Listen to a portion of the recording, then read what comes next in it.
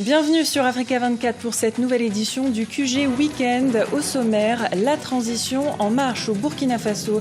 La cérémonie de signature de la charte de transition est prévue ce dimanche. Plusieurs noms circulent pour occuper le poste de président de la transition. Coopération Zambie-Zimbabwe, les deux pays vont lancer un visa commun le 28 novembre. Un partenariat pour faciliter le tourisme, un secteur d'activité nécessaire pour le développement en Afrique australe. Week-end de football sur le continent, les Lions indomptables du Cameroun se sont qualifiés pour la CAN 2015. La liesse populaire s'est emparée de Yaoundé.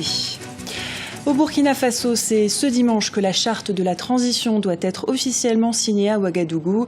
Ce document issu d'un consensus rassemblera les forces de défense et de sécurité, les partis politiques, les autorités religieuses et la société civile. Un président de la transition pourrait également être nommé dès ce soir.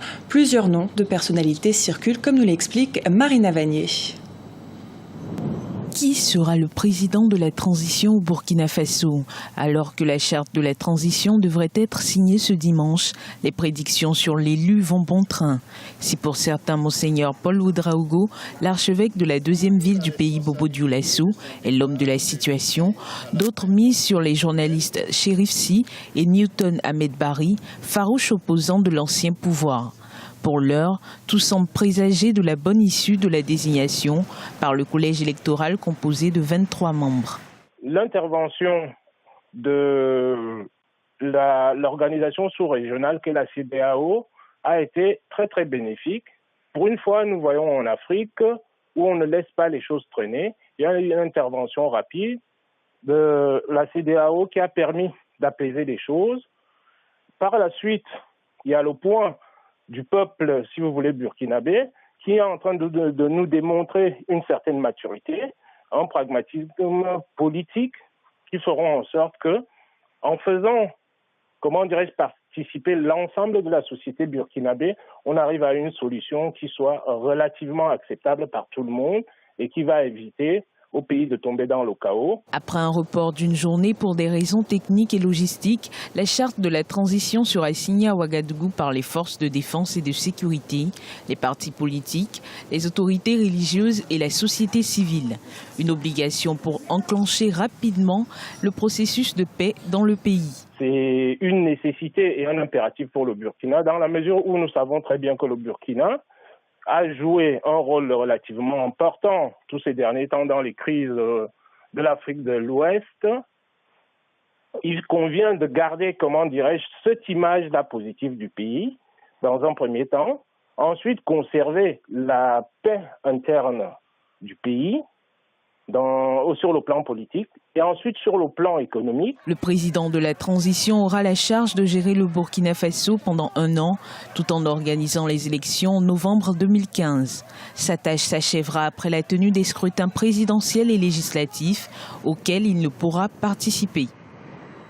Le Sénégal a annoncé la réouverture de ses frontières avec les pays touchés par Ebola, mais cette ouverture n'est que partielle pour le moment. Elle ne concerne que les frontières maritimes et aériennes. Les autorités sénégalaises ont donc décidé de suivre les recommandations de la CEDEAO. La communauté économique des États de l'Afrique de l'Ouest a demandé à ses 15 États membres de lever les restrictions sur les mouvements des personnes et des biens en direction ou en provenance des pays affectés par Ebola. En Afrique australe, le tourisme est devenu un secteur d'activité nécessaire pour le développement économique. Dans ce contexte, la Zambie et le Zimbabwe vont lancer le 28 novembre un visa commun prénommé CASA. Le document de voyage est destiné aux touristes de la région de ces deux pays. Aminata Diak. La Zambie et le Zimbabwe vont mettre en place un visa commun pour la promotion du tourisme. Prénommé CASA, il devrait être lancé le 28 novembre 2014 après avoir été testé au préalable par les deux pays. Le visa est destiné aux touristes de la communauté de développement d'Afrique australe. Le visa commun entre la Zambie et le Zimbabwe est une très bonne chose parce qu'il y a des touristes qui peuvent aller dans un pays mais qui aimeraient passer de l'autre côté. Mais en raison des visas qu'il faut chercher dans une ambassade et une autre, peut poser des problèmes. Or, on voit bien que ça se passe d'une façon correcte pour les pays. Il y a le Kenya, l'Ouganda et le Rwanda, où un visa commun, on peut circuler entre le Kenya, l'Ouganda et le Rwanda. Le visa CASA sera valable pendant 1 mois et coûtera $50 par voyageur, une somme payable uniquement à l'arrivée.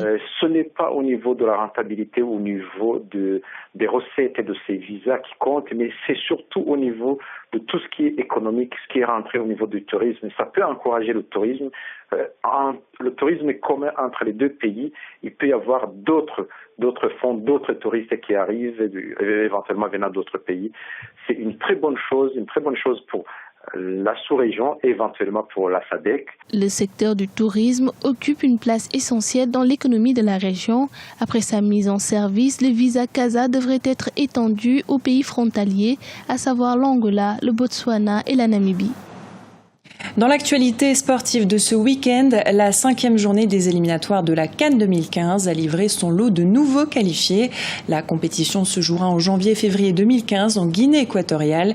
Avant cela, la 6e et dernière journée est prévue le 19 novembre. Les détails avec Jean Célestin et Djangué. Le Sénégal, l'Afrique du Sud, le Cameroun, la Zambie, le Burkina Faso, le Gabon se sont qualifiés samedi pour la CAN 2015 lors de l'avant-dernière journée des éliminatoires, rejoignant ainsi les 3 autres pays qui avaient déjà obtenu leur ticket, l'Algérie, le Cap-Vert et la Tunisie. Des sélections qui, selon des observateurs, sont globalement des habitués de cette grande messe continentale du ballon rond. Toutes ces formations étaient attendues, c'est des habitués de la compétition. Quand on prend le Cameroun, le Sénégal ou la Zambie, ça, c'est des équipes qui ont déjà joué la Coupe d'Afrique plusieurs fois. Le Burkina Faso est un pays émergent, si je peux me permettre l'expression, tout comme le Gabon. L'Afrique du Sud essaye de revivre encore une fois. Donc, c'est vous dire tout simplement que cette Coupe d'Afrique des Nations, pour le moment, il n'y a aucune surprise au niveau des qualifiés. Les pays qui devraient être là sont là.